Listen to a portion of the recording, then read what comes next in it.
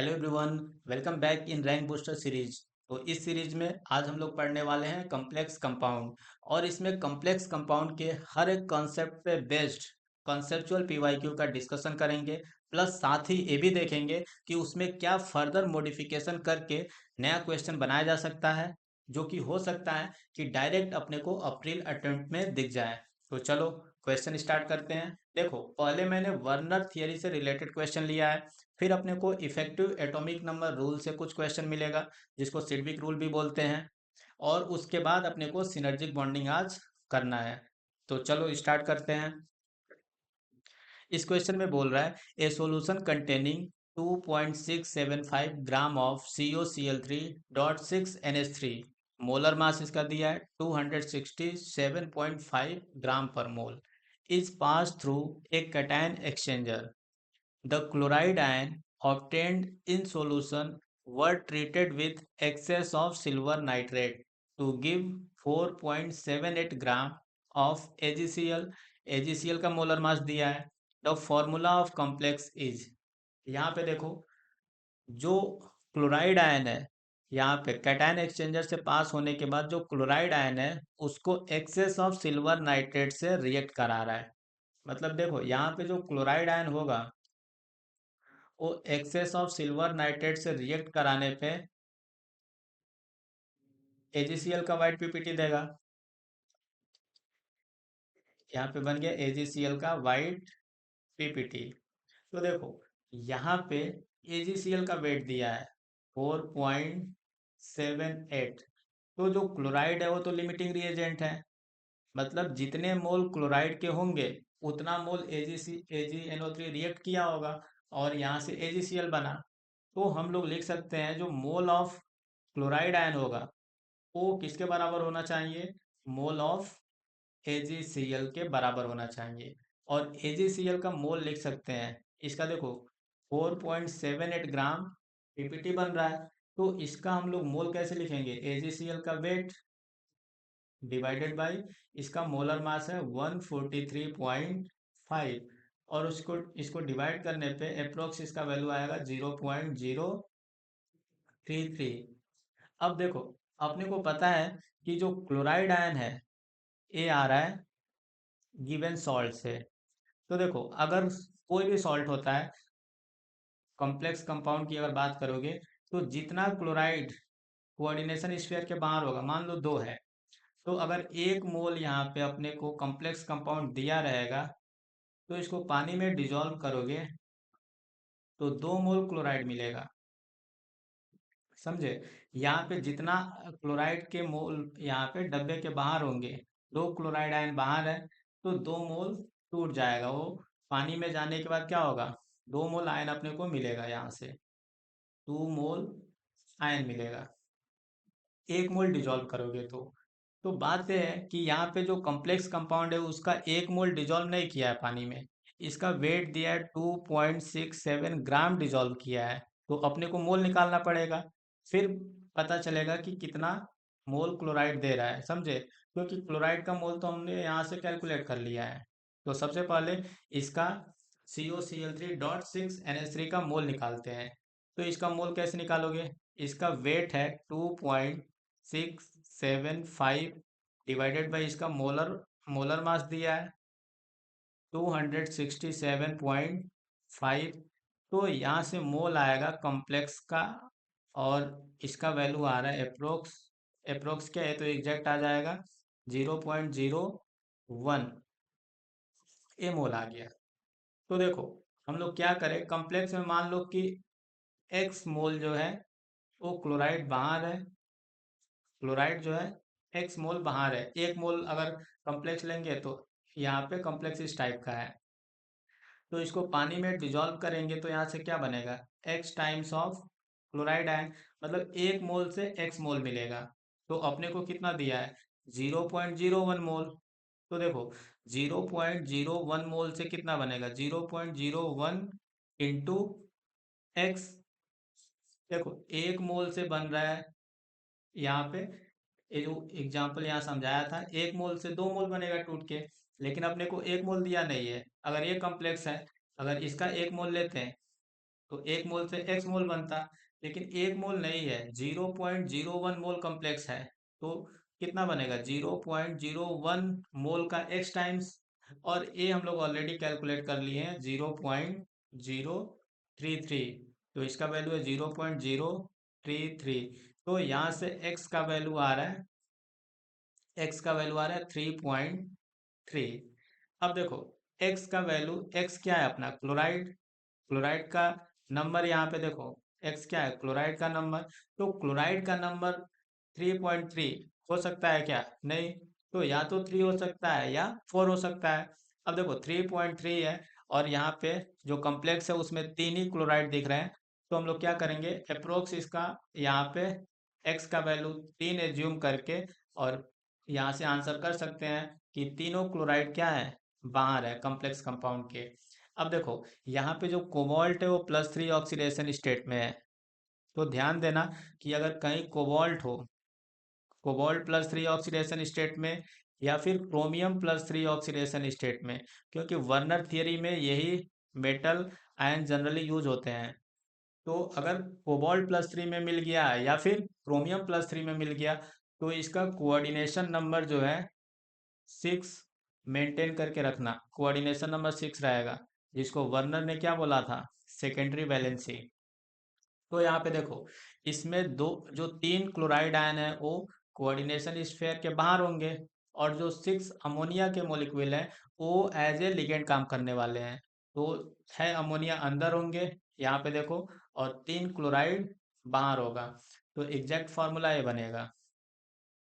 अब देखते हैं कि इसमें फर्दर क्या क्या मॉडिफिकेशन किया जा सकता है। तो हो सकता है यहाँ पे कॉम्प्लेक्स ऐसे लिख दे, CO H3.6 NH3, और बोल दे एक्स जो है हैलाइड है। तो बताओ एक्स कौन सा हैलाइड है।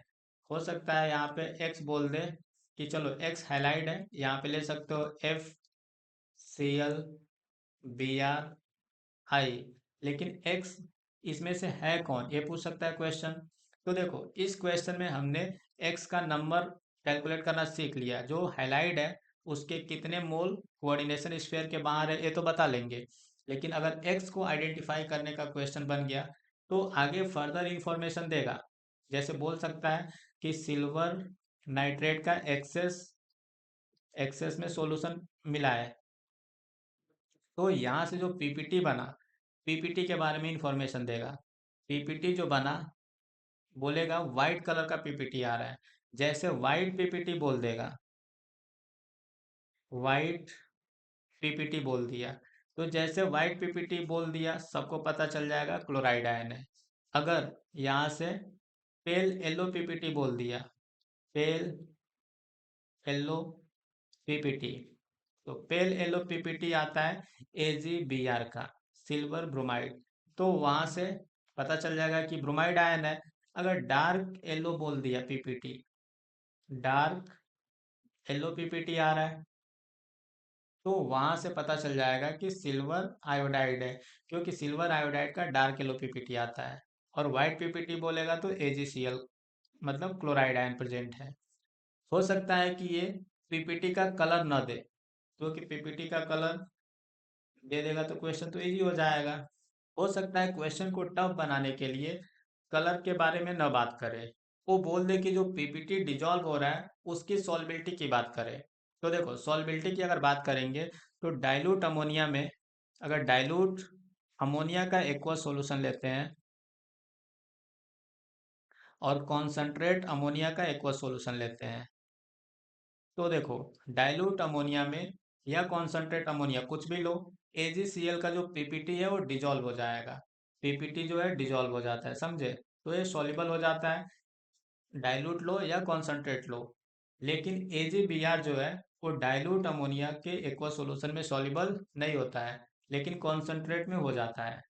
और ऐसे ही सिल्वर आयोडाइड जो है वो ना तो डाइल्यूट में सॉल्युबल होता है, उसका पीपीटी ना तो डाइल्यूट अमोनिया में डिजॉल्व होता है, ना ही कॉन्सेंट्रेट अमोनिया में।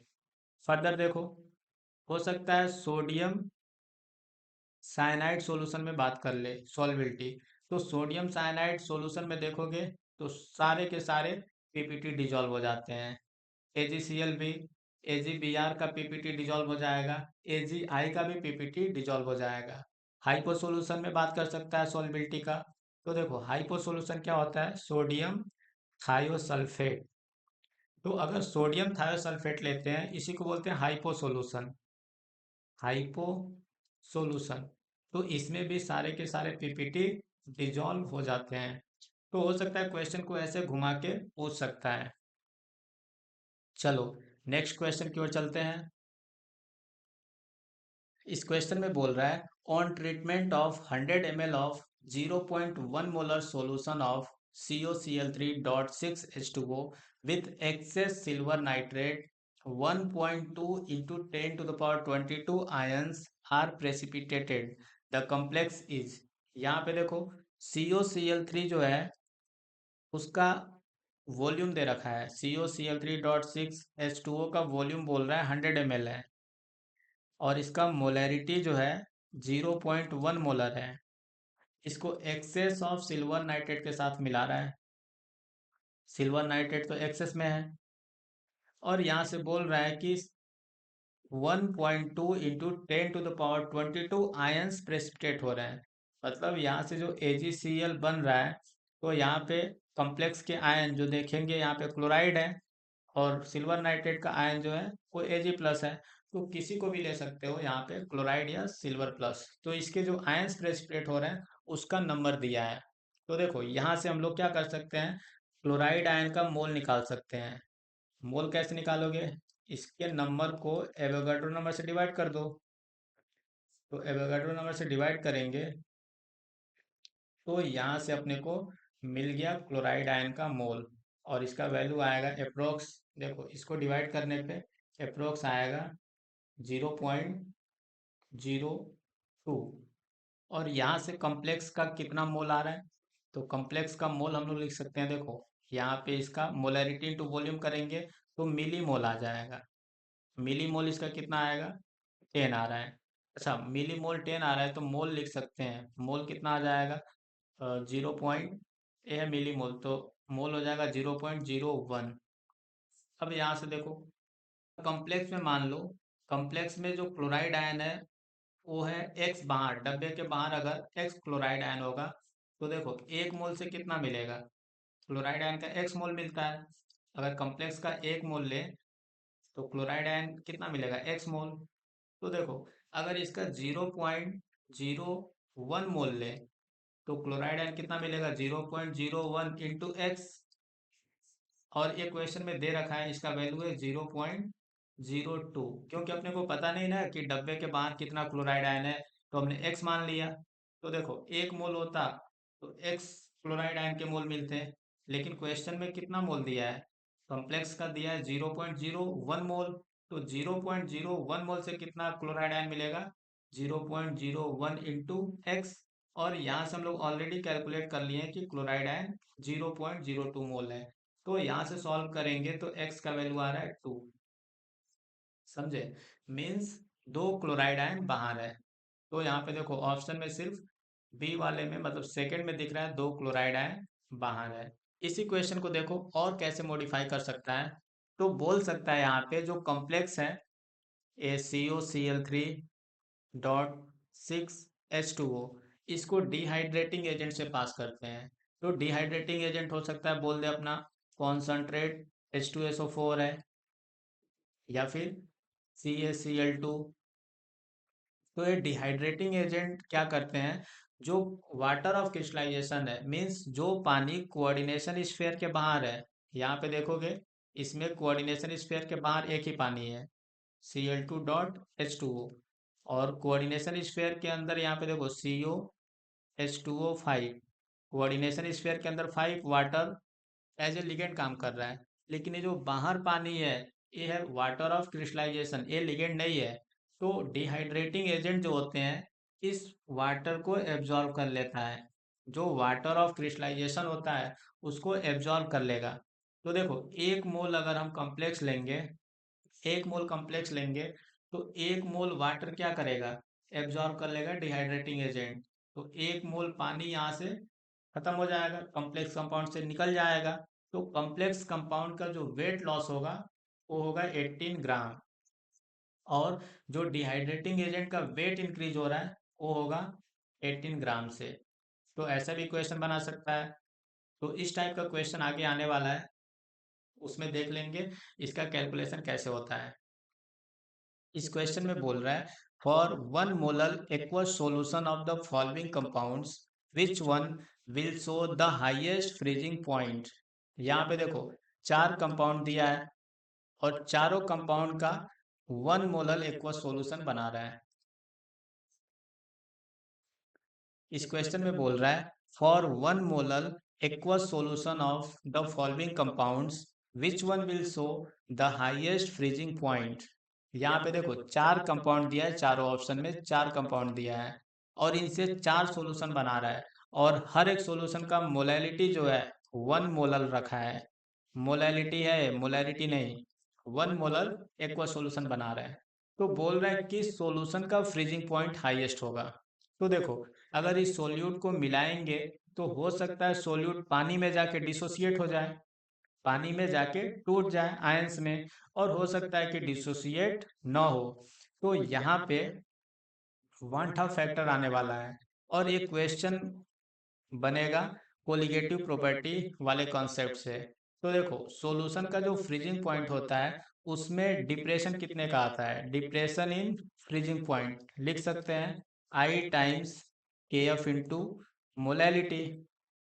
तो यहाँ पे देखो एक क्वेश्चन जैसे लग रहा है कि ये तो लिक्विड सॉल्यूशन का है, लेकिन ऐसा नहीं है।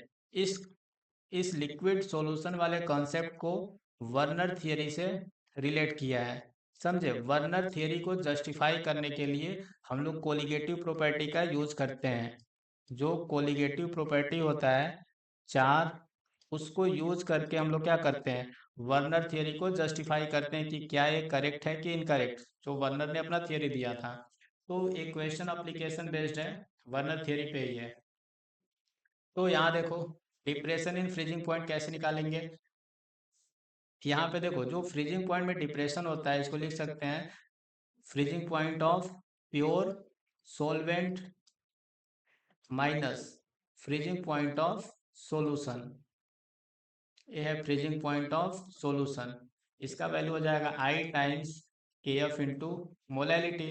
तो अपने को यहाँ पे सॉल्यूशन का फ्रीजिंग पॉइंट बोल रहा है, तो सॉल्यूशन का फ्रीजिंग पॉइंट कैसे लिखेंगे, T f is equal to T f of solution is equal to लिख सकते हैं freezing point of pure solvent minus i times K f into molality. देखो सॉल्यूशन का फ्रीजिंग पॉइंट निकालना होगा तो क्या करेंगे, लिख सकते हैं सॉल्यूशन का freezing point equal to pure solvent का freezing point minus i times K f into molality. अच्छा सॉल्यूशन का फ्रीजिंग पॉइंट हाईएस्ट करना है, इसका मतलब ये जो नंबर हम लोग सब्ट्रैक्ट कर रहे हैं, घटा रहे हैं, ये कम से कम होना चाहिए। ये कम से कम कब होगा, जब आई का वैल्यू कम हो। आई मतलब वन हाफ फैक्टर का वैल्यू कम हो। क्योंकि देखो चारों सॉल्यूशन के लिए मोलैलिटी जो है 1 रखा है और जो के एफ है वो तो फिक्स होता है वाटर के लिए। तो आई का वैल्यू जिसका कम होगा उस सॉल्यूशन का जो फ्रीजिंग पॉइंट आएगा वो हाईएस्ट आएगा। तो देखो आई क्या होता है, वन टफ फैक्टर। तो यहाँ से अगर देखेंगे इस कम्प्लेक्स को मिलाएंगे पानी में तो टूट के कितना पार्टिकल देने वाला है, 4 पार्टिकल। 100% डिसोसिएशन अगर मानेंगे तो एक कम्प्लेक्स टूट के 4 पार्टिकल देगा, 3 क्लोराइड आयन और एक कोऑर्डिनेशन स्फीयर। तो यहाँ से वन टफ फैक्टर आएगा 4। इस वाले में देखेंगे सेकेंड वाले में तो वन टफ फैक्टर कितना आ रहा है, 2 तो क्लोराइड आयन मिल जाएंगे और एक कोऑर्डिनेशन स्फीयर, मतलब 3 पार्टिकल मिलेंगे। अच्छा पानी को कंसीडर नहीं करना है, पानी तो पानी में मिल जाएगा। समझे। थर्ड वाला देखो, यहाँ पे इसको देखेंगे तो अगर पानी में डिजोल्व करेंगे तो यहाँ से 2 मोल पार्टिकल मिलेंगे। 1 मोल अगर इसका मिलाओगे तो 2 मोल पार्टिकल मिलेंगे, पानी में टूट के 2 मोल पार्टिकल मिलेंगे। तो वन टफ फैक्टर यहाँ पे 2 है। और फोर्थ वाले में देखो कोऑर्डिनेशन स्फीयर के बाहर कोई भी आयन नहीं है, तो यहाँ पे कोई पार्टिकल नहीं टूटने वाला है, जितने पार्टिकल मिलाओगे उतने ही पार्टिकल पानी में रहेंगे। तो यहाँ पे वन टफ फैक्टर क्या आ जाएगा, 1। यहाँ पे देखो जो एनायन कोऑर्डिनेशन स्फीयर के है के अंदर, सॉरी जो एनायन कोऑर्डिनेशन स्फीयर के अंदर है वो तो नहीं टूटने वाला है। तो यहाँ पे देखो जो बाहर है सिर्फ वही टूट के आयंस में कन्वर्ट होगा। तो यहाँ पे देखो वन टफ फैक्टर सबसे कम किसका आ रहा है, फोर्थ वाले में। वन टफ फैक्टर कम, तो ये नंबर जो हम घटाएंगे वो नंबर आएगा कम, और सॉल्यूशन का फ्रीजिंग पॉइंट क्या हो जाएगा, ज़्यादा। तो इस क्वेश्चन का आंसर बनेगा फोर्थ वाला। तो देखो ऐसा तो नहीं है कि यही क्वेश्चन आएगा एज इट इज एग्जाम में और करके चले आओगे, क्वेश्चन को घुमा सकता है। तो कैसे कैसे घुमा सकता है, सुनो। यहाँ पे जो कोलिगेटिव प्रॉपर्टी से रिलेट कर रहा है, तो अपने पास चार कोलिगेटिव प्रॉपर्टी होते हैं, और चारों को हम लोग लिख सकते हैं। यहाँ पे देखो, एक होता है R L B P, R L B P relative lowering in vapour pressure. तो इसका फॉर्मूला क्या होता है, i times into mole fraction of solute. यहाँ पे मोल फ्रैक्शन ऑफ सोल्यूट हो जाएगा।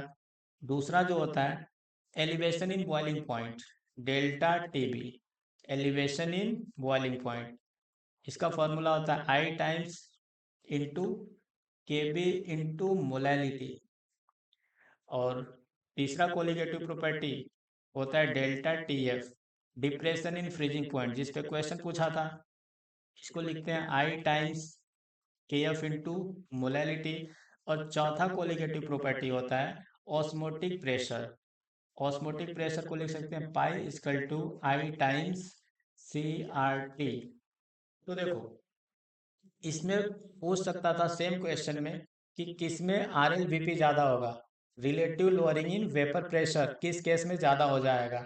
तो यहाँ से बता सकते हैं जिसका वन टफ फैक्टर ज़्यादा है, मीन्स फर्स्ट वाले में आर एल बी पी ज़्यादा आएगा, समझे। तो आर एल बी पी पूछ सकता था। अगर एलिवेशन इन बॉइलिंग पॉइंट पूछता कि किस सॉल्यूशन में बॉइलिंग पॉइंट ज़्यादा एलिवेट हो जाएगा, ज़्यादा बढ़ जाएगा, तो जिसका वन टफ फैक्टर ज़्यादा, मतलब वहाँ पर भी फर्स्ट वाला आंसर बन जाता। अगर देखो डिप्रेशन इन फ्रीजिंग पॉइंट बोलता कि फ्रीजिंग पॉइंट पे सबसे ज़्यादा डिप्रेशन किस में हो जाएगा, सॉल्यूशन बनने के बाद किस सॉल्यूशन का फ्रीजिंग पॉइंट सबसे कम हो गया, तो भी आंसर होता फर्स्ट। लेकिन यहाँ पे सबसे सॉल्यूशन ऐसा नहीं बोला है सबसे कम किसका फ्रीजिंग पॉइंट होगा, बोला है सबसे ज्यादा किसका फ्रीजिंग पॉइंट होगा क्वेश्चन में, इसलिए आंसर बना है फोर। कई लोग कंफ्यूज हो जाते हैं और आंसर गलत कर देते हैं ऐसे क्वेश्चन में। देखो फोर्थ वाला क्या है, ऑस्मोटिक प्रेशर। ऑस्मोटिक प्रेशर सबसे ज्यादा किस सॉल्यूशन में आएगा, तो यहाँ पर भी फर्स्ट वाला ही जीतेगा, क्योंकि देखो फर्स्ट वाले का वन टफ फैक्टर ज्यादा है। तो ऐसे क्वेश्चन जो वर्नर थियरी से रिलेटेड है, उनको कोलिगेटिव प्रॉपर्टी से रिलेट करके पूछा जा सकता है। चलो नेक्स्ट क्वेश्चन की ओर चलते हैं। इस क्वेश्चन में बोल रहा है for the reaction given below. यहाँ पे देखो रिएक्शन दिया है, बोल रहा है if two equivalent of AgCl precipitated out, then the value of x will be. यहाँ पे देखो 2 मोल AgCl का यहाँ पे बन रहा है। 2 मोल अगर AgCl का बन रहा है, इसका मतलब यहाँ से 2 मोल क्लोराइड आयन बाहर होगा कोऑर्डिनेशन स्फीयर के। तो कॉम्प्लेक्स कुछ ऐसा दिखेगा CONH3। अच्छा 2 मोल क्लोराइड आयन बाहर है, क्लोराइड आयन का 2 मोल बाहर है, तो एक अंदर होगा। और देखो अभी हमने बताया कि जो कोबाल्ट होता है या क्रोमियम होता है, क्रोमियम या फिर कोबाल्ट +3 ऑक्सीडेशन स्टेट में इनका कोऑर्डिनेशन नंबर 6 मेंटेन करके रखना है हमेशा। तो यहाँ पे देखो कोऑर्डिनेशन नंबर 6 करने के लिए यहाँ पे 5 अमोनिया एज ए लिगेंड काम करेगा तभी हो पाएगा। तो यहाँ से देखो पूछ रहा था कि x कितना होना चाहिए, तो x का वैल्यू कितना आ गया 5, मतलब 5 मोल अमोनिया लगेगा तो ऐसा कॉम्प्लेक्स बन पाएगा। तो इस क्वेश्चन का आंसर हो गया 5। चलो नेक्स्ट क्वेश्चन की ओर चलते हैं। इस क्वेश्चन में बोल रहा है the equivalents of ethylene diamine required to replace the neutral ligands from the coordination sphere of trans complex of COCl3 dot 4NH3। तो यहाँ पे इस जो कॉम्प्लेक्स लिखा है इसका एक ट्रांसफॉर्म बनाना है, और उसमें जितने भी न्यूट्रल लिगेंड है कोऑर्डिनेशन स्फीयर के अंदर, उसको रिप्लेस करना है इथाइलिन डाई अमाइन से। तो बताना है कि इथाइलिन डाइअमाइन का कितना इक्विवेलेंट्स लगेगा। अब देखो सबसे पहले देखेंगे तो कोबाल्ट का ऑक्सीडेशन स्टेट है +3, तो यहाँ से कोऑर्डिनेशन नंबर फिक्स हो गया, 6 आने वाला है। अब कोऑर्डिनेशन नंबर 6 आएगा तो डब्बे के अंदर कौन जाएगा, कोऑर्डिनेशन स्फीयर के अंदर कौन जाएगा, पहला क्वेश्चन। तो देखो, जो भी न्यूट्रल लिगेंड होते हैं कोऑर्डिनेशन स्फीयर के अंदर ही रहते हैं, लेकिन पानी एक ऐसा लिगेंड है जो न्यूट्रल है और कोऑर्डिनेशन स्फीयर के अंदर भी रह सकता है, बाहर भी रह सकता है। तो पानी जो है H2O कोऑर्डिनेशन स्फीयर के अंदर तो रह ही सकता है एज ए लिगेंड, लेकिन बाहर रहने का एक कंडीशन है। अगर कोऑर्डिनेशन स्फीयर पे अगर पॉजिटिव चार्ज है या फिर निगेटिव चार्ज है तो H2O कोऑर्डिनेशन स्फीयर के बाहर भी रह सकता है और डाइपोल आयन इंटरेक्शन की वजह से यहाँ पे इसके साथ कनेक्ट रहता है, समझे। बाकी जो भी न्यूट्रल लिगेंड होते हैं वो सिर्फ कोऑर्डिनेशन स्फीयर के अंदर ही आ सकते हैं, बाहर नहीं। तो यहाँ पे जो अमोनिया है न्यूट्रल लिगेंड है, तो इसको कोऑर्डिनेशन स्फीयर के अंदर ले जाएंगे। और 4 अमोनिया, मतलब 4 कोऑर्डिनेशन नंबर, तो जो अमोनिया है 4 कोऑर्डिनेशन नंबर तो यही सेटिस्फाई कर दिया, और 2 जो है वो क्लोराइड आयन से सेटिस्फाई हो जाएगा और एक क्लोराइड बाहर आ जाएगा, समझे। तो यहाँ पे देखो कोऑर्डिनेशन नंबर 6 मेंटेन हो गया, एक क्लोराइड बाहर चला गया, 2 क्लोराइड अंदर है, तो इसका ट्रांस कॉम्प्लेक्स बना सकते हैं। अच्छा, ऑक्टाहेड्रल में ट्रांस किसको बोलते हैं, तो आमने सामने वाला जो पोजीशन होता है 180 डिग्री वाला वो ट्रांस पोजीशन है। तो अगर यहाँ पे ट्रांस कॉम्प्लेक्स बना है तो दोनों Cl को अगर 180 के एंगल पे रखते हैं तो ट्रांसफॉर्म बनेगा। अच्छा, सिस ट्रांस से जो है आइसोमेरिज्म, लास्ट में हम लोग इसको पूरा डिटेल से कवर करने वाले हैं। इसका जो कॉम्प्लेक्स कंपाउंड का लास्ट लेक्चर होगा उसमें इसको पूरा डिटेल से कवर कर लेंगे। अभी के लिए बस ये समझो कि अगर Cl आमने सामने है तो ट्रांसफॉर्म है।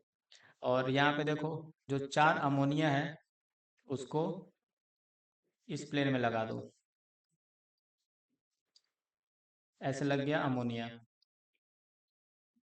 अब इसको देखो, कोऑर्डिनेशन स्फीयर अपना यही बन गया, ये है कोऑर्डिनेशन स्फीयर, इस पे आएगा +1 चार्ज और Cl पे है माइनस।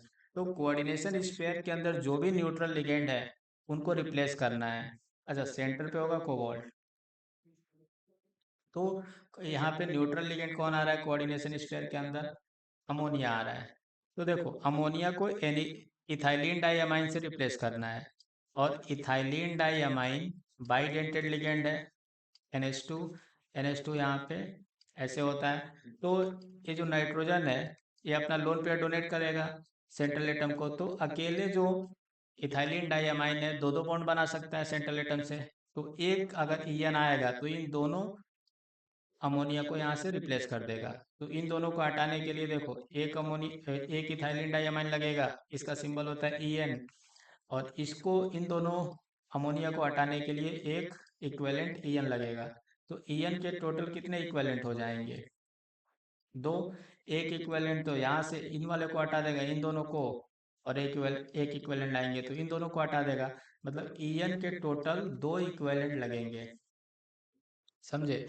तो इस क्वेश्चन से अपने को क्या पता चल रहा है कि जब भी न्यूट्रल लिगेंड आएगा उसको कोऑर्डिनेशन स्फीयर के अंदर रखो सबसे पहले, समझे। अगर पानी है H2O तो वो कोऑर्डिनेशन स्फीयर के बाहर और अंदर दोनों रह सकता है। बाहर रहने का कंडीशन है कि कोऑर्डिनेशन स्फीयर पे पॉजिटिव या नेगेटिव चार्ज हो, और इस वाटर को बोलते हैं वाटर ऑफ क्रिस्टलाइजेशन। चलो नेक्स्ट क्वेश्चन की ओर चलते हैं। इस क्वेश्चन में बोल रहा है the volume in ml of 0.125 molar silver nitrate required to quantitatively precipitate chloride ions in 0.3 gram of CONH3 का होल 6 Cl3 इज। तो देखो, यहाँ पे जो कॉम्प्लेक्स है ये वाला, इसका 3 ग्राम लिखा है, 3 ग्राम दिया है क्वेश्चन में। तो इस कॉम्प्लेक्स को लिख सकते हैं CONH3 का होल 6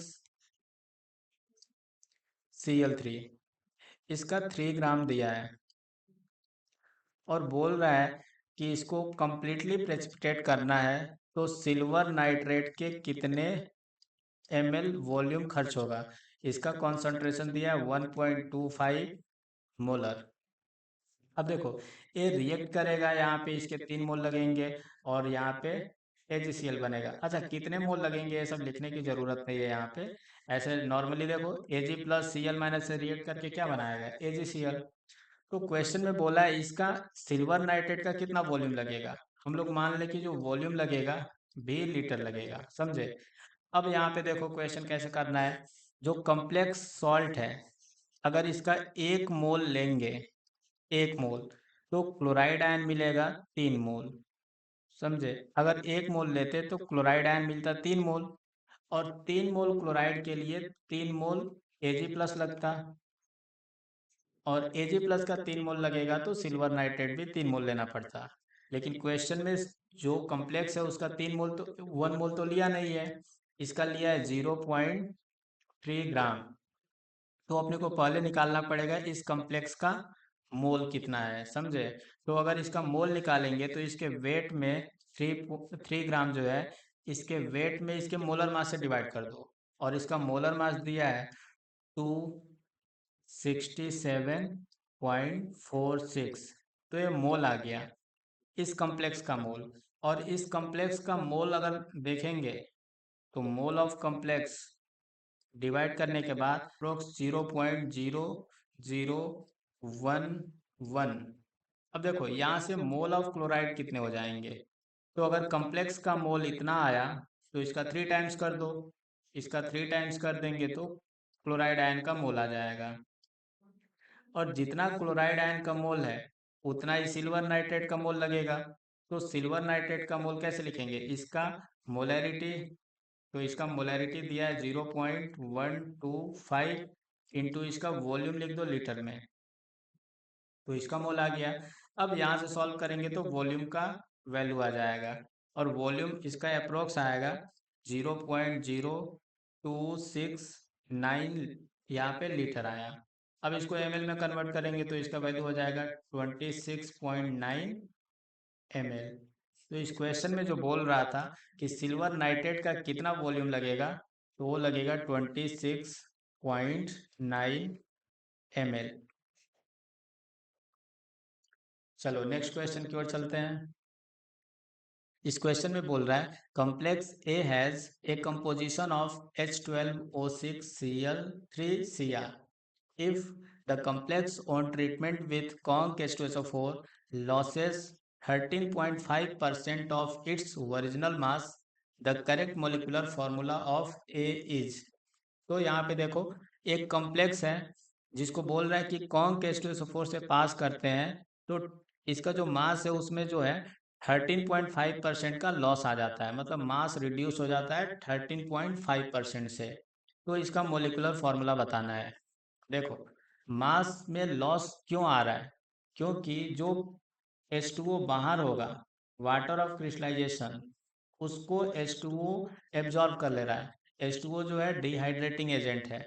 जैसे मान लो कोई कॉम्प्लेक्स अगर यहाँ पे लिखा है MH2O और यहाँ पे मान लो ये Cl है और XH2O है, X mole H2O water of crystallisation की तरह काम कर रहा है, समझे। तो अगर इसको डिहाइड्रेटिंग एजेंट से पास करेंगे, जैसे इस क्वेश्चन में बोला है कॉन्क H2SO4, तो ये जो वाटर ऑफ क्रिस्टलाइजेशन है एक्स मोल H2O, इसको एब्जॉर्ब कर लेगा, और जो कोऑर्डिनेशन स्फीयर के अंदर है लिगेंड की तरह जो वर्क कर रहा है पानी, उसको एब्जॉर्ब नहीं करता है, समझे।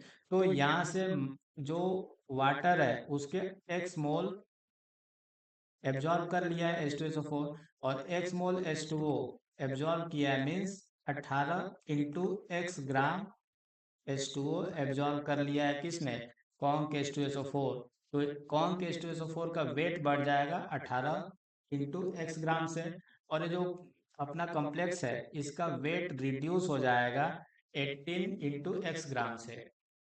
तो वही क्वेश्चन बोल रहा है परसेंटेज में दिया है कि इसका वेट जो है 13.5% से रिड्यूस हो जा रहा है। तो जो कॉम्प्लेक्स दिया है उसको लिख लो यहाँ पे CrH2O का होल 6 और Cl3।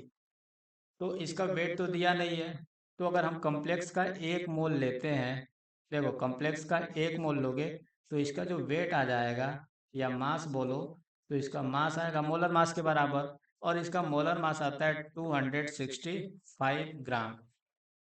तो देखो, क्वेश्चन के अकॉर्डिंग बोलेंगे, अगर इसको कॉन्क के H2SO4 से पास करेंगे तो मास लॉस कितने का आ रहा है? मास लॉस, जो भी इसका मास है 265 ग्राम, जो भी इसका मास है उसमें 13.5% से मास लॉस आ रहा है। तो इसका 13.5% निकाल दो और इसका वैल्यू आएगा अप्रोक्स 35.75। अब देखो, इसको सॉल्व करेंगे, इसका वैल्यू ऑलरेडी मैं सॉल्व किया हूँ, 35.775 आता है। कितना ग्राम मास लॉस हो रहा है? तो देखो, इतना ग्राम मास लॉस हो रहा है एक मोल में। तो मास लॉस क्यों हो रहा है? क्योंकि पानी को एब्जॉर्ब कर रहा है कॉन्क H2SO4। तो पानी के मोल निकाल सकते हैं। देखो, मान लो x मोल पानी एब्जॉर्ब किया होगा, तो x इंटू एक मोल पानी का वेट 18 ग्राम, इसको क्या कर दोगे, 35.775 के बराबर कर दिए। तो यहाँ से x का वैल्यू अप्रोक्स आएगा 1.9। अब 1.9 मोल पानी तो होगा नहीं, समझे? पानी का पार्टिकल अगर बात करें तो अप्रोक्स इसको मान सकते हैं 2 मोल। समझ गए? क्योंकि पानी को इंटीजर में रखना है इसमें। तो पानी के 2 मोल रहे होंगे बाहर as a water of crystallisation. तो जो फॉर्मूला बनेगा कॉम्प्लेक्स का, उसमें 2 मोल पानी बाहर रहेगा, समझे? और 4 मोल पानी अंदर रहेगा। और क्रोमियम पे +3 ऑक्सीडेशन स्टेट है, तो कोऑर्डिनेशन नंबर 6 सेटिस्फाई करना है। तो जो 2 क्लोराइड आयन है उसको अंदर ले जाओ एज ए लिगेंड। तो देखो, कोऑर्डिनेशन नंबर 6 भी हो गया। तो एग्जैक्ट फार्मूला जो है कॉम्प्लेक्स का, ये वाला अपना आंसर होगा। इस क्वेश्चन में बोल रहा है number of bridging CO carbonyl ligand and CO मतलब cobalt cobalt metal metal bonds in CO2 CO8 respectively are. तो यहाँ पे देखो, अपने को ब्रिजिंग कार्बोनिल का नंबर बताना है और CO का नंबर बताना है। तो ये जो क्वेश्चन है, ये इफेक्टिव एटॉमिक नंबर रूल या फिर उसी को बोलते हैं सिडविक रूल पे बेस्ड है। ऐसे क्वेश्चन करने के लिए थोड़ा सा मैं क्या करता हूँ, सिडविक रूल बता देता हूँ, उसके बाद इसको करेंगे। समझे? बेसिक आइडिया दे देता हूँ। तो सिडविक रूल में क्या बोला गया था कि कॉम्प्लेक्स का फॉर्मेशन कैसे होता है, इस बात को एक्सप्लेन किया सिडविक ने। और बोला कि जो भी मेटल है कॉम्प्लेक्स कंपाउंड इसलिए बनाते हैं ताकि जो उनका इफेक्टिव एटॉमिक नंबर है, समझ गए, इफेक्टिव एटॉमिक नंबर, वो नेक्स्ट नियरेस्ट नोबल गैस के एटॉमिक नंबर के बराबर हो जाए। मीन्स अगर कोई 3D सीरीज का मेटल है, 3D सीरीज का मेटल है स्कैंडियम से लेके जिंक तक कोई भी, तो उसका चाहत यही होगा कि बॉन्डिंग करके किसी न किसी तरह अपना जो इफेक्टिव एटॉमिक नंबर है वो क्रिप्टॉन की तरह कर ले, मतलब उसका इफेक्टिव एटॉमिक नंबर 36 हो जाए। और अगर कोई 4D सीरीज का मेटल है तो उसका इफेक्टिव एटॉमिक नंबर क्रिप्टॉन के बाद क्या आएगा, जेनॉन। तो चाहेगा कि उसका इफेक्टिव एटॉमिक नंबर 54 हो जाए। अगर कोई 5D सीरीज का है तो उसका इफेक्टिव एटॉमिक नंबर रेडॉन की तरह हो जाएगा, 86। समझ गए? इफेक्टिव एटॉमिक रूल या सिडविक रूल में यही बोला गया।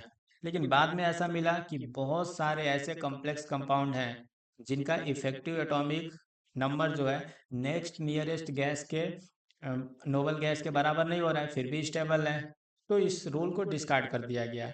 लेकिन कार्बोनिल कंपाउंड ऐसे हैं जो इफेक्टिव एटॉमिक रूल को फॉलो करते हैं। ऑलमोस्ट सारे carbonyl compound effective atomic rule को फॉलो करते हैं, सिर्फ एक एक्सेप्शन है, तो उसको याद रख सकते हो, जो BCO6 है। समझ गए? BCO6 a effective rule, effective atomic number rule को फॉलो नहीं करता है। अदरवाइज सारे metal carbonyl effective atomic rule को फॉलो करते हैं। अच्छा, ये फॉलो नहीं करता है मतलब क्या है?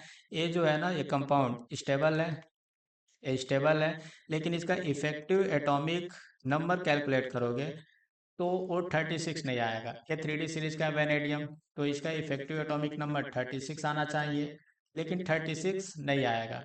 इफेक्टिव एटॉमिक नंबर कैलकुलेट कैसे करते हैं? तो इसका एटॉमिक नंबर कितना है, Z माइनस ऑक्सीडेशन नंबर। देखो, ऑक्सीडेशन नंबर क्या है, कि कितना इलेक्ट्रॉन लॉस कर दिया उसको घटाना पड़ेगा, या अगर इलेक्ट्रॉन गेन किया है तो उसको ऐड करना पड़ेगा। तो ऑक्सीडेशन नंबर यहाँ पे घटा लेते हैं। अगर इलेक्ट्रॉन लॉस किया है प्लस ऑक्सीडेशन स्टेट है तो प्लस के साथ लिखेंगे यहाँ पे, प्लस कितना इलेक्ट्रॉन इसको लिगेंड से मिला। तो जनरली लिगेंड जो होते हैं 2 इलेक्ट्रॉन डोनेट करते हैं, तो 2 into coordination number. Coordination number मतलब नंबर ऑफ लिगेंड, ये मोनोडेंटेड लिगेंड है। कोऑर्डिनेशन नंबर इंटू 2 कर रहे हैं तो मोनोडेंटेड लिगेंड। कुल मिला के यहाँ पे लिगेंड से कितना इलेक्ट्रॉन मिल रहा है उसको ऐड करेंगे। तो देखो इफेक्टिव एटॉमिक नंबर निकालो। वेनेडियम का एटॉमिक नंबर है 23, ऑक्सीडेशन स्टेट यहाँ पे 0 आएगा, प्लस 2 इंटू कोऑर्डिनेशन नंबर 6। तो इसको ऐड करेंगे तो यहाँ पे आएगा 35। इफेक्टिव एटॉमिक नंबर आया 35। 36 तो नहीं है, फिर भी ये स्टेबल है, इसीलिए बोल रहा हूँ कि ये एक्सेप्शन है। ये ऐसा कार्बोनिल है, मेटल कार्बोनिल, जो इफेक्टिव एटॉमिक रूल को फॉलो नहीं करता है। इसके अलावा जितने भी कार्बोनिल हैं इफेक्टिव एटॉमिक रूल को फॉलो करेंगे। मीन्स अगर 3D सीरीज की बात करें तो जितने भी मेटल कार्बोनिल होंगे उसका इफेक्टिव एटॉमिक नंबर 36 होगा। तो एक क्वेश्चन अराइज कर रहा हूँ कि मान लो अगर कोई मेटल कार्बोनिल है जिसके पास इफेक्टिव एटॉमिक नंबर 35 आ रहा है, जैसे MnCO5, इसका इफेक्टिव एटॉमिक नंबर कैलकुलेट करो। ऐसे ही CO4 का कैलकुलेट करो। तो देखो यहाँ पे इफेक्टिव एटॉमिक नंबर कैलकुलेट करने के बाद इफेक्टिव एटॉमिक नंबर कैलकुलेट करोगे तो आ जाएगा 35, और इसका भी इफेक्टिव एटॉमिक नंबर कैलकुलेट करो तो आएगा 35। मीन्स ये दोनों स्टेबल तो नहीं है। तो क्या करेंगे, स्टेबिलिटी गेन करना है तो इनका इफेक्टिव एटॉमिक नंबर 36 होना चाहिए। तो ये तुरंत इनके पास दो ऑप्शन है, या तो कहीं से इलेक्ट्रॉन गेन कर लें और ये कन्वर्ट हो जाए MnCO5 माइनस में, MnCO5 माइनस में, या फिर इनके पास अगर इलेक्ट्रॉन नहीं मिलेगा तो एक ऑप्शन है कि ये डाइमर बना ले, और डाइमर बनाएंगे तो बन जाएगा Mn2CO10। तो देखो अब इस केस में देखेंगे तो इसका इफेक्टिव एटॉमिक नंबर हो जाएगा 36, और यहाँ पर भी इफेक्टिव एटॉमिक नंबर हो गया 36। अच्छा एक बात ध्यान रखना है, यहाँ पे मैग्नीज का जो ऑक्सीडेशन स्टेट है, मैग्नीज का जो ऑक्सीडेशन स्टेट है वो -1 है। यहाँ पे मेटल कार्बोनिल में ऑक्सीडेशन स्टेट 0 या -1 आ जाता है। इसको एक्सप्लेन करते हैं सिनर्जी बॉन्डिंग से। अभी आज के क्लास में लास्ट में एक्सप्लेन करूंगा इसको। लास्ट में एक क्वेश्चन है सिनर्जी बॉन्डिंग, वहाँ पे पूरा एक्सप्लेन करूंगा। तो देखो यहाँ पे मैग्नीज का ऑक्सीडेशन स्टेट है -1, तो इफेक्टिव एटॉमिक नंबर कैलकुलेट करोगे आ जाएगा 36। तो ये दोनों कंपाउंड स्टेबल हैं अच्छे खासे। अब ऐसे ही ये देखो इस COCl4 के पास दो ऑप्शन है, या तो ये डाइमराइज हो जाए या फिर एक इलेक्ट्रॉन गेन कर ले। तो एक इलेक्ट्रॉन गेन करेगा तो इसका इसको ऐसे लिख सकते हैं CO4 माइनस, और डाइमर हो जाएगा तो CO2CO8। तो यहाँ पे देखो अगर इलेक्ट्रॉन गेन करेगा, मीन्स जब भी 35 इलेक्ट्रॉन होगा इलेक्ट्रॉन गेन करेगा, तो जिसके पास भी अगर 35 इलेक्ट्रॉन होगा तो उसको हम लोग क्या बोलेंगे, ऑक्सीडाइजिंग एजेंट, क्योंकि ये दूसरे को ऑक्सीडाइज करेगा। समझ गए, दूसरे को ऑक्सीडाइज करेगा तो इसको क्या बोलेंगे, ऑक्सीडाइजिंग एजेंट की तरह काम कर सकता है।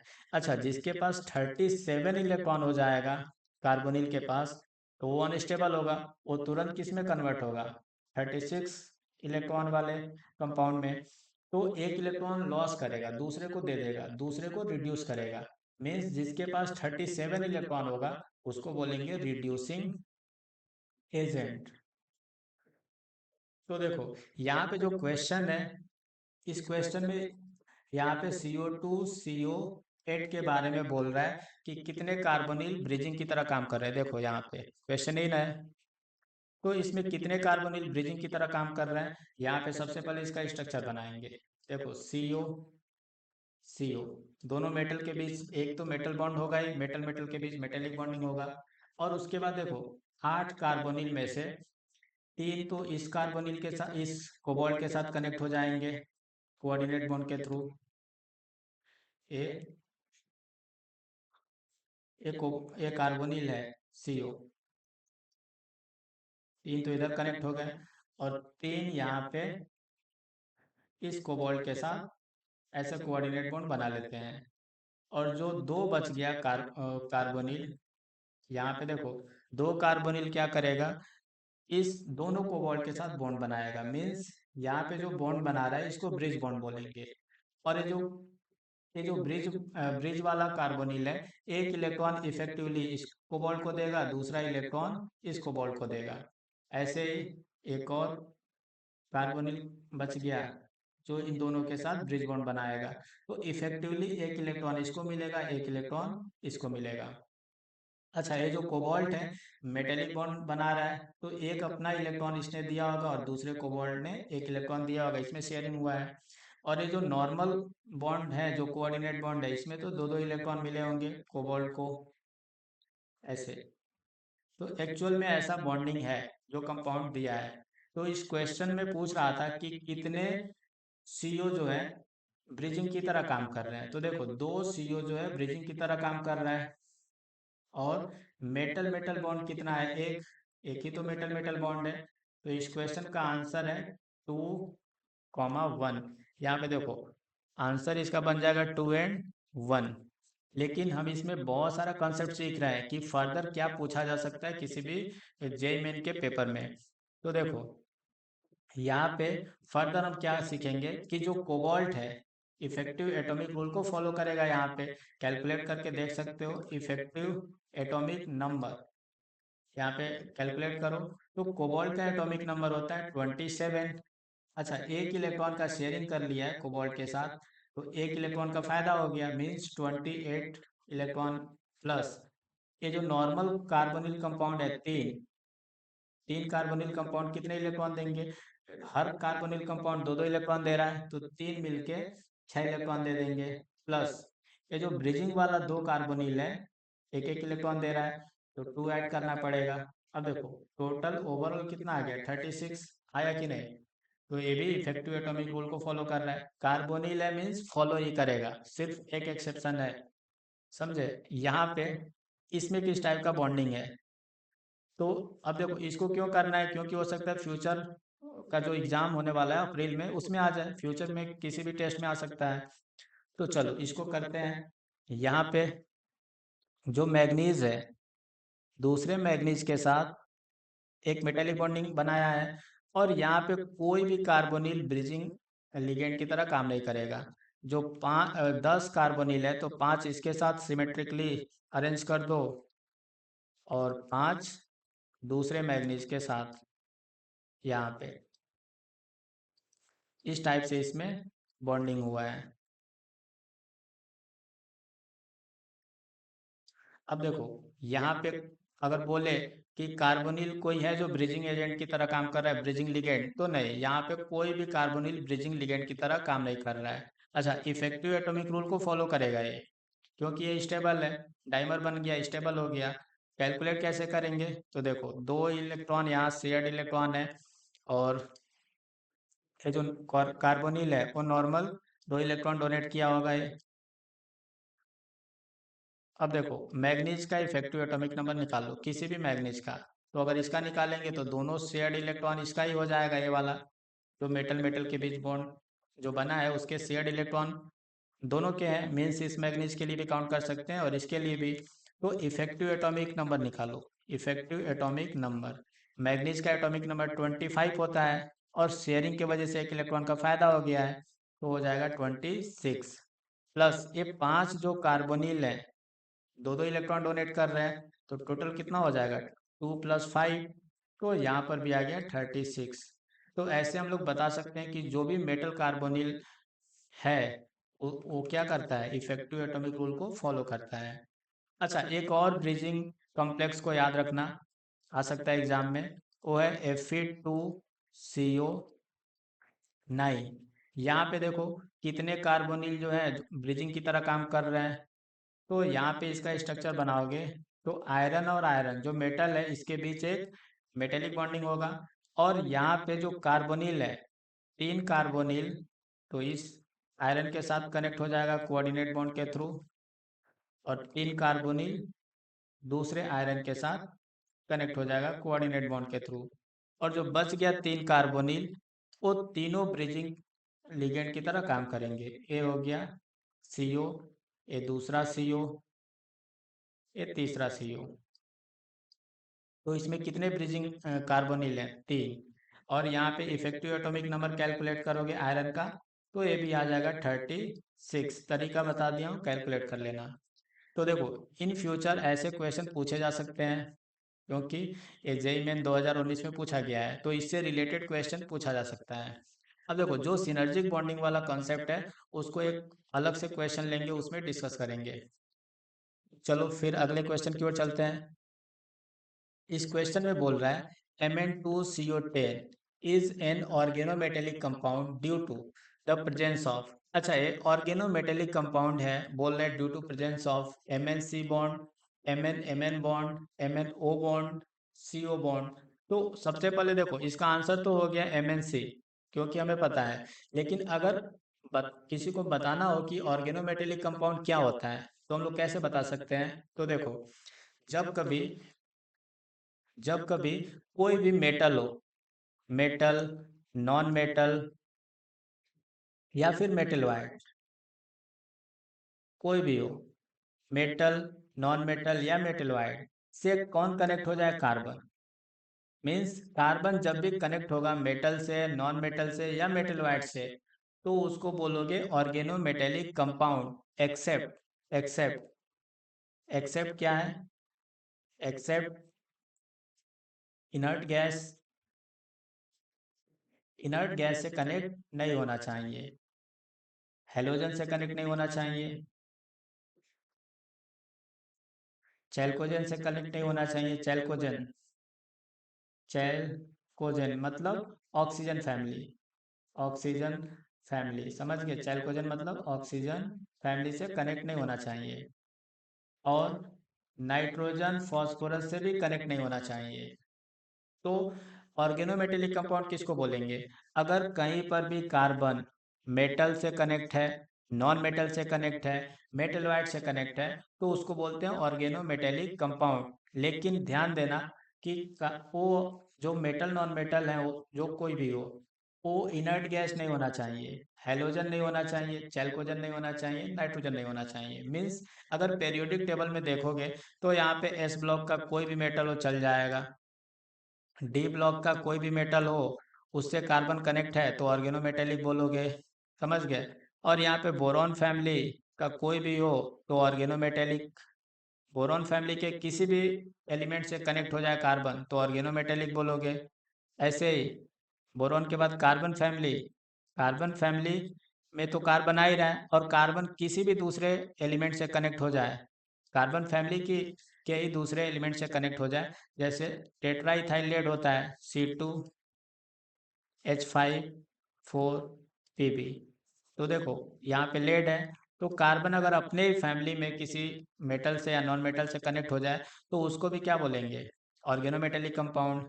ये नाइट्रोजन फॉस्फोरस ये नहीं होने चाहिए। उसके बाद आर्सेनिक, एंटीमनी या किसी और से कनेक्ट हो जाए तो उसको भी ऑर्गेनोमेटेलिक कंपाउंड बोलोगे। इसके बाद देखो, कार्बन के बाद नाइट्रोजन फैमिली हो गया, उसके बाद ऑक्सीजन, सल्फर, सेलेनियम, ये बिल्कुल नहीं होने चाहिए। चैल्कोजन फैमिली मतलब ऑक्सीजन फैमिली नहीं होना चाहिए। कार्बन जब भी ऑक्सीजन फैमिली से कनेक्ट होगा तो उसको ऑर्गेनोमेटेलिक कंपाउंड नहीं बोलोगे। जैसे मान लो अगर CH3 की बात करें, तो ये ऑर्गेनोमेटेलिक कंपाउंड है क्या? नहीं। ऐसे ही कोई भी हैलोजन से कनेक्ट हो जाएगा कार्बन, तो उसको भी क्या कहेंगे? ऑर्गेनोमेटेलिक कंपाउंड नहीं बोलेंगे। और इनर्ट गैस से भी कनेक्ट होगा तो ऑर्गेनोमेटेलिक कंपाउंड नहीं बोलना है। इसके अलावा देखो, लैंथेनाइड में या एक्टिनाइड में किसी भी मेटल से कनेक्ट हो जाए तो भी ऑर्गेनोमेटेलिक कंपाउंड बोलोगे। तो यहाँ से अब क्वेश्चन का आंसर दो। देखो, इस कंपाउंड को ऑर्गेनोमेटेलिक कंपाउंड क्यों बोला गया है? तो सिंपल सा रीजन है, जो डी ब्लॉक का मेटल है वो किससे कनेक्ट है? कार्बन से। कार्बन से कनेक्ट होने की वजह से इसको ऑर्गेनोमेटेलिक कंपाउंड बोलते हैं। समझे? तो इसका आंसर हो गया। अच्छा, ये बताओ, सोडियम एसीटेट ऑर्गेनोमेटेलिक कंपाउंड है क्या? ये सोडियम एसीटेट, तो इसका आंसर है नहीं। क्योंकि देखो, CH3 C double bond O O minus Na+, जो सोडियम है वो किससे कनेक्ट है? ऑक्सीजन से। तो यहाँ पे मेटल जो है कार्बन से थोड़ी ना कनेक्ट है, तो ये ऑर्गेनोमेटेलिक नहीं है। लेकिन अगर यहीं पे CH3Li बोलते हैं, मिथाइल लिथियम, तो इसको क्या बोलेंगे? Organometallic compound. Organometallic compound. तो देखो, ऑर्गेनोमेटेलिक कंपाउंड जो अपने लिए सबसे इम्पोर्टेंट है वो है कार्बोनिल कंपाउंड, मेटल कार्बोनिल। और मेटल कार्बोनिल इम्पोर्टेंट क्यों है? क्योंकि इसमें होता है सिनर्जिक बॉन्डिंग। तो सबसे पहले थोड़ा सा सिनर्जिक बॉन्डिंग देख लेते हैं, क्योंकि ये भी क्वेश्चन एग्जाम में आ सकता है। जनरली जो मेटल कार्बोनिल होता है वही वाला सिनर्जिक बॉन्डिंग अपने को पूछा जाता है। तो अगर मान लो कोई मेटल है और यहाँ पे कार्बोनिल है, कार्बोनिल, तो यहाँ पे देखो कार्बोनिल अगर ऐसे बना रहे हैं तो यहाँ पे निगेटिव चार्ज है। इस कार्बन पे जो लोन पेयर है, कार्बन पे लोन पेयर, ये क्या करता है? मेटल के वैकेंट डी ऑर्बिटल में अपना लोन पेयर डोनेट करेगा और सिग्मा बॉन्ड बनाएगा। समझे?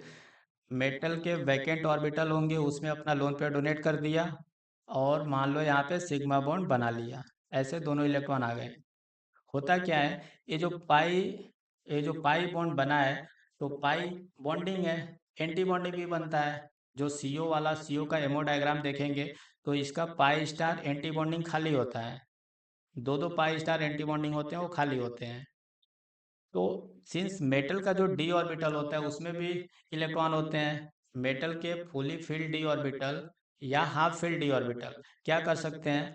अपना इलेक्ट्रॉन इसको बैक डोनेट कर सकते हैं। पहले तो देखो, जो कार्बोनिल का कार्बन है इसने अपना लोन पेयर डोनेट किया, समझे? बैक में क्या हो सकता है, ये जो मेटल का डी ऑर्बिटल इलेक्ट्रॉन से भरा हुआ है ये वाला, ये भी क्या कर सकता है?